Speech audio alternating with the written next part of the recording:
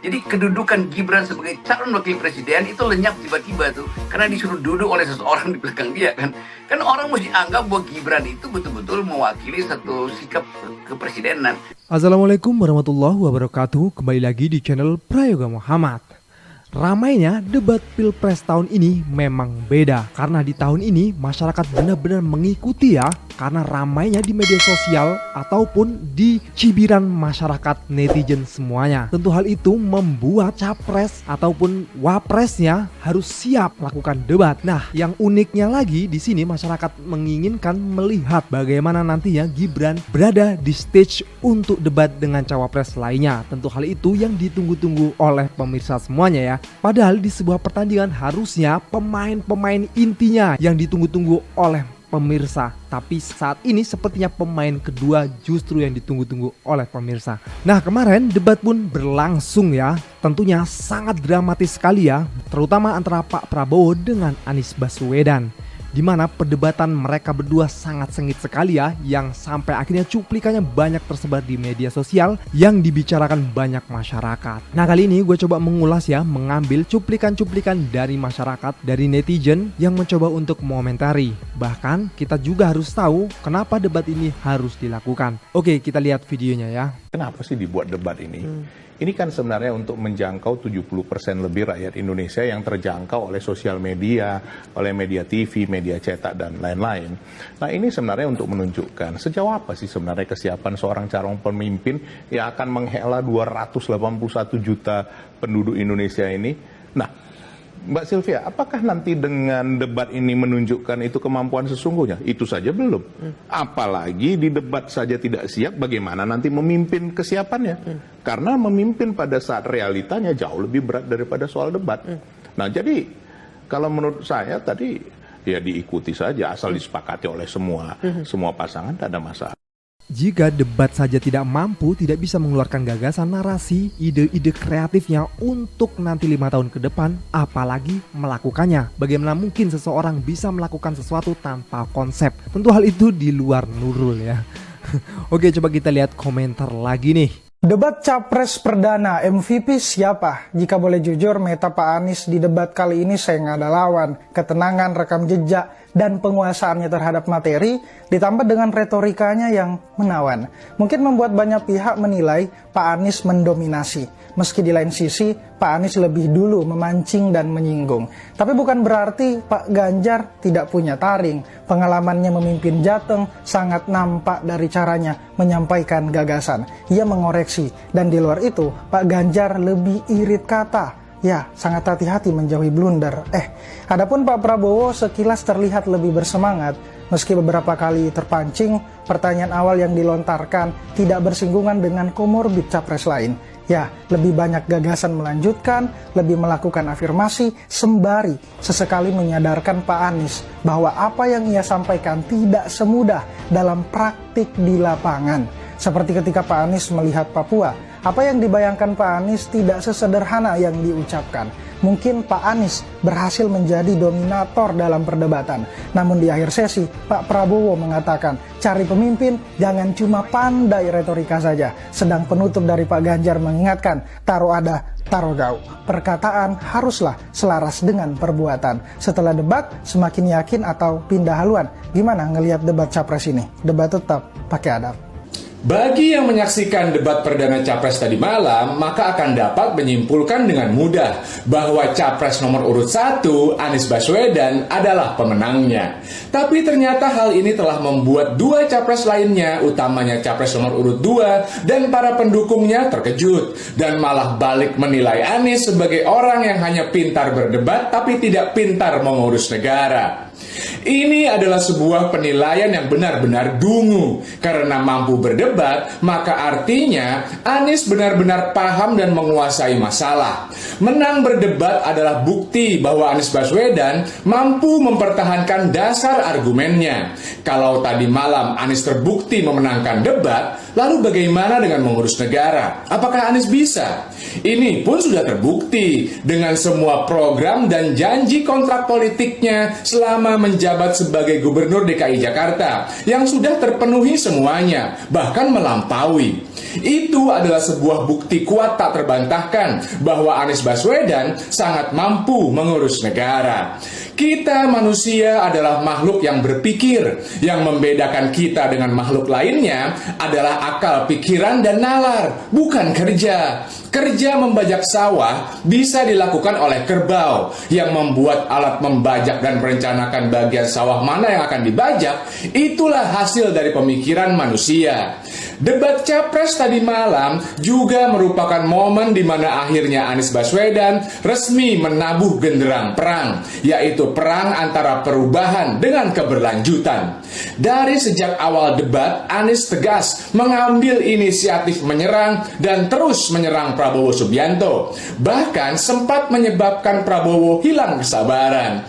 Anies terus lantang meneriakkan ide perubahan, sementara Prabowo hanya bisa berulang-ulang menjilat Jokowi dengan memanggil namanya. Jadi, selama ini Anies Baswedan bukannya tidak berani menyerang balik, tapi hanya menunggu momen terbaik untuk melakukan serangan. Saya tidak takut tidak punya jabatan, Mas Anies. Sorry ya. Sorry ya.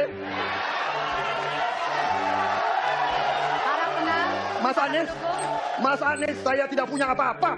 Saya sudah siap mati untuk negara ini. Lu, gak bahaya tak? Ya, memang menarik sekali ketika mengamati debat capres pertama semalam itu ya. Apalagi ketika Prabowo saling serang dengan Anies Baswedan. Jadi Prabowo ini mengatakan, saya ini tidak butuh jabatan apa-apa lagi Mas Anies. Padahal ya di acara diskusi Najwa Shihab sebelumnya, jadi Prabowo ini pernah mengatakan bahwasanya dia ini tidak bisa mendapatkan kredit lantaran apa? Lantaran dia ini tidak bisa berkuasa. Bahkan banyak aset saya, pabrik saya yang mandek karena saya tidak dapat kredit, karena saya tidak berkuasa 20 tahun. Nah, artinya apa? Artinya kan tidak sesuai dengan apa yang disampaikan ketika debat semalam itu, benar kan? Nah, kan itu logikanya. Jadi kalau Prabowo ini mengatakan bahwasanya dia tidak butuh jabatan, dia tidak butuh apa-apa lagi, ya menurut saya itu adalah bohong. Nah, gimana menurut teman-teman semua? Semalam seru banget debat. Ada yang udah emosi banget malam. Dia pakai ngomong begini, saya tidak takut tidak mendapatkan jabatan. Lah, padahal debat ini kan supaya mendapatkan RI 1, ya kan? Lah kemarin kemana aja Pak? Kemarin jadi oposisi nggak kuat, ya kan? Ujung-ujung apaan? Kan jabatan. Ya, jangan sosokan Pak, saya tidak takut tidak mendapatkan jabatan. Jangan sosokan kayak gitu Pak. Ya orang-orang juga udah pada tahu, ya kan? Assalamualaikum. Gini ya, setelah menonton debat capres kemarin, mungkin aku lebih ngomonginnya ke apa ya, cara ngomong dari ketiga capres tersebut lah gitu. Soalnya kan kayak nggak mungkin dong akun ini ngomongin politik. Iya, akun aja namanya kumis dari dumbo, apa sih yang bisa diharapin dari akun ini gitu. Najis lah ibaratnya gitu. Terus juga lagian kan takut sama buzzer-buzzer zaman sekarang mah ngeri gitu. Cuman buat aku pribadi gitu ya, kalau capres nomor 1, dia tuh kalau dalam menyampaikan opini, menjawab juga gitu ya, dia tuh lebih ke apa ya, poin utama di awal disampaikan, nanti dielaborasi dari poin utama yang pengen dia sampaikan itu. Terus kalau capres nomor 3 buat aku pribadi, aku ngerasanya kayak apa ya, lagi didongengin bapak Jawa pas lagi pulang kampung. Soalnya kayak di awalnya tuh pasti didongeng dulu portofolio yang pernah dia lakuin, apa yang pernah beliau lakuin gitu. Terus nanti poin utamanya di akhir gitu. Nah, yang nomor 2 mungkin kalau misalnya ngegas itu emang ciri khasnya beliau gitu ya. Cuman ada beberapa kali aku tuh beneran greget kayak gancang atau bapak cepet ngomongnya gitu. Misalnya kan debat di waktu, jangan disia-siain atau waktu mah jangan aksi gemoy dulu gini. Nah, nggak butuh gemoy dulu, sekarang mah jawab dulu. Nah, itulah beberapa cuplikan dari para netizen yang ikut mengomentari debat Pilpres tahun ini ya. Memang rame banget ini, banyak juga yang nobar di kampungnya masing-masing ya. Tonton bareng gitu kan sambil teriak, sambil tepuk tangan, dan tentunya punya pilihan masing-masing ya. Jadi wajar sih kalau ada yang mengunggulkan satu dengan yang lainnya. Nah, yang jadi trending topik juga ketika itu saat Pak Anies dengan Pak Prabowo masih dalam ketegangan, tiba-tiba di belakang ada sang wakil yang mencoba untuk menjadi tim hore, sampai akhirnya dicolek tuh sama tim suksesnya ya. Dan itu pun nanti akan dijelaskan oleh Bung Rocky Gerung ya, bagaimana sikap Bung Rocky Gerung melihat hal itu. Nah, kita lihat dulu nih, ada cuplikannya.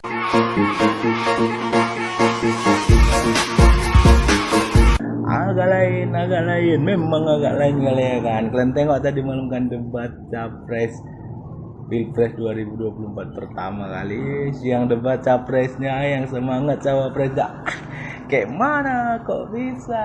Kalau menurut kan kayak mana nih Wi? Cocok lain rasa cocok. Tukang goreng nih bos, senggol dong selidih, wadidaw meledak. Jadi pengen nunggu debat cawapresnya nih. Cah, lagunya belimbing sayur. Pakai duduk diri, nyemangatin begini. Besok giliran lo ya. Coba semeriah itu nggak, segirang itu nggak lo. Pengen tahu gua, ya nggak? Besok kalau debat cawapres nih ya lihat aja gesturnya. Asal nggak celingak, celinguk kayak burung baru. Kita lihat besok mentalnya kalau lagi di stage ya, lagi di panggung. Kalau sekarang mah karena dia di belakang panggung, istilahnya di belakang capresnya, bisa dia begini. Ntar lihat ya, kita nobar rame-rame, oke. Tentu hal itu membuat banyak netizen pun heran ya kenapa si Gibran bisa melakukan hal seperti itu. Oke, kita langsung saja menuju Bang Rocky Gerung. Gimana pendapat dari Bung Rocky Gerung? Keadaan di studio itu kan nggak bisa dikontrol. Mestinya biarin aja Gibran itu lakukan hal yang toh itu paling 1 atau 15 detik. Tetapi dengan adanya orang yang mencolek si Gibran, lu anak kecil, duduk lu, kan itu orang kan anggap ya memang anak kecil dia nggak tahu etikanya tuh. Jadi sekali lagi kita lihat bagaimana persiapan Gibran itu makin lama makin kacau untuk debat tuh, apalagi dengan Mahfud MD misalnya tuh. Jadi bagian-bagian yang ingin disembunyikan. Wah, kemarin misalnya diperlihatkan ya Gibran mampu berbicara tapi ternyata teleprompter di depannya kan. Itu kan membuat buruk citra dari Prabowo sebetulnya. Dan Pak Prabowo bisa juga mulai emosi itu kalau lihat ngapain sih tidak dibikin prosedur untuk ikut di dalam poin-poin yang sudah dibicarakan. Bahwa wakil presidennya duduk aja. Ngapain wakil presiden berdiri dan bahkan harus ditegur. Seperti lu dulu deh lu kira-kira itu kan juga bikin jengkel Pak Jokowi akan anggap ngapain tuh orang negur anak gue kan kira-kira begitu. Ya betul.